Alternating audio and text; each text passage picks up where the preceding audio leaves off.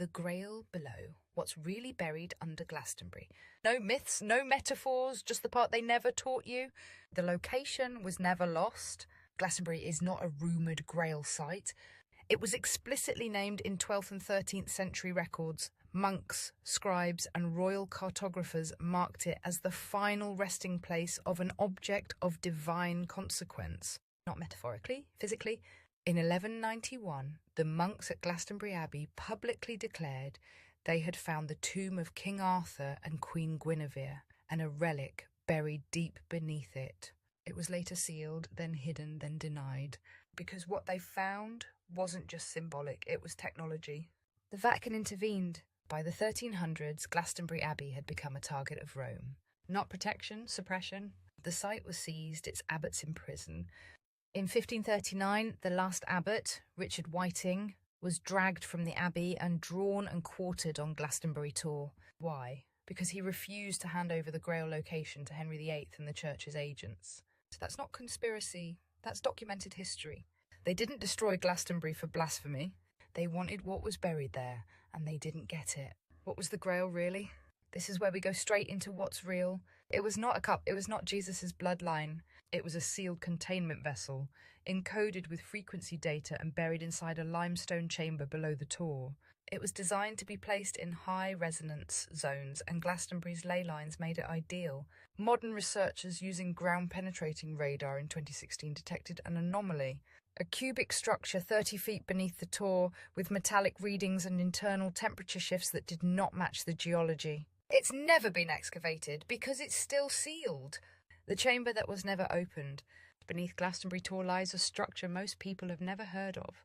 It isn't folklore, it's been picked up by multiple independent ground scans. A chamber beneath the surface, locked in limestone, untouched. 30 feet down, cubic, metallic, cold. Not natural, not recent. Every attempt to investigate it has been stopped. Some say for preservation. Others say it's just a geological anomaly. But you don't seal off anomalies. You seal off technology. And that's what the Grail really was.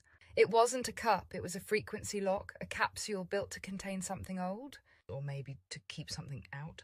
Because those who understood Earth's original resonance knew certain sites needed to stay undisturbed. Glastonbury was one of them, and that chamber, it still hasn't been opened. Because someone somewhere knows, if the Grail wakes, the grid changes.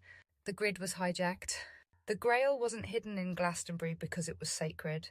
It was hidden there because it was dangerous to them. It wasn't just a relic, it was a resonance stabilizer buried at a geometric convergence point where multiple ley lines intersected. These were the Earth's natural arteries, energy lines, memory lines, transmission lines. The ancient world didn't build on them by accident. They used them to hold frequency, to hold reality and harmony. But over time, something changed. Those who wanted control didn't want harmony. They wanted interference, manipulation, ownership of the grid. So the nodes were shut down, buried, twisted.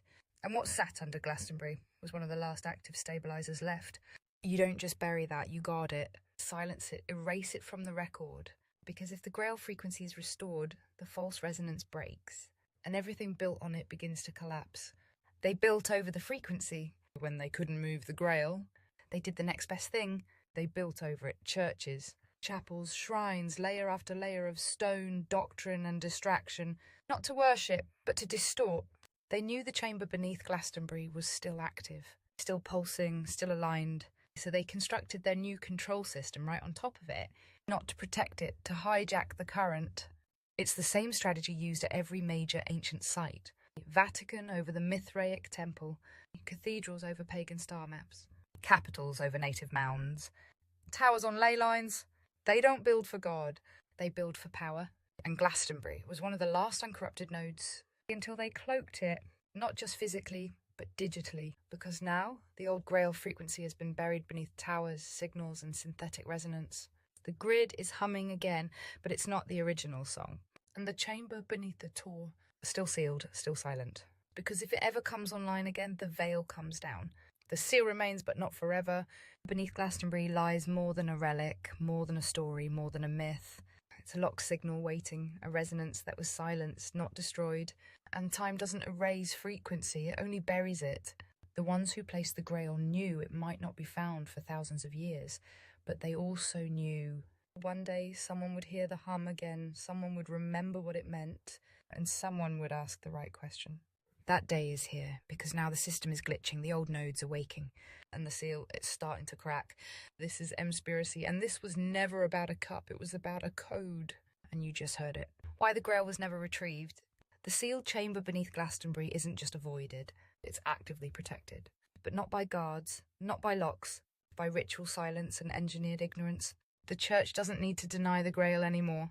Because they buried it so deeply in myth, mockery, and metaphor that even truth-seekers doubt themselves. And modern archaeologists, bound by institutions that are funded by the same hands that sealed the chamber in the first place, they won't dig where they're not told.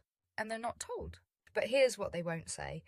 Every time a proper scan is attempted near the Tor, access is mysteriously delayed or blocked. The records of previous excavation requests have gone missing, and multiple independent researchers who tried to publish findings about the underground anomaly have had their data scrubbed from academic archives.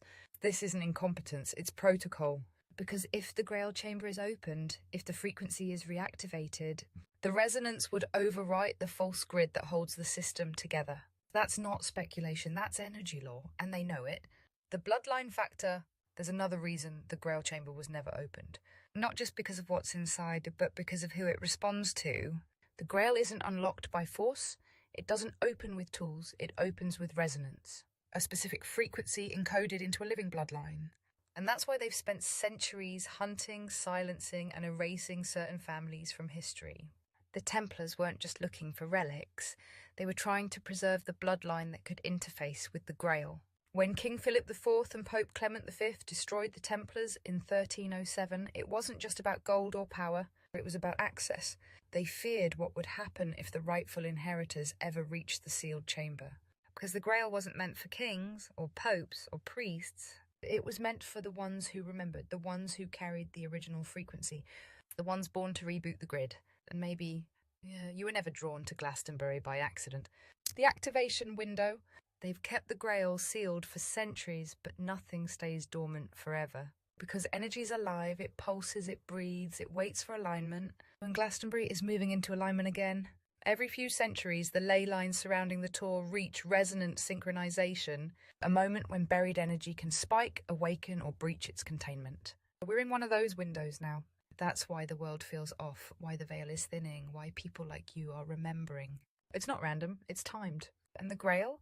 It was never meant to be found with a map. It was meant to be unlocked by frequency, by the return of the right minds, the right hearts, the right resonance. And guess what? They're here, they're listening, and they're ready. This is Emspiracy, and this wasn't history. This was a signal. The seal hasn't broken yet. But now the world knows where to listen.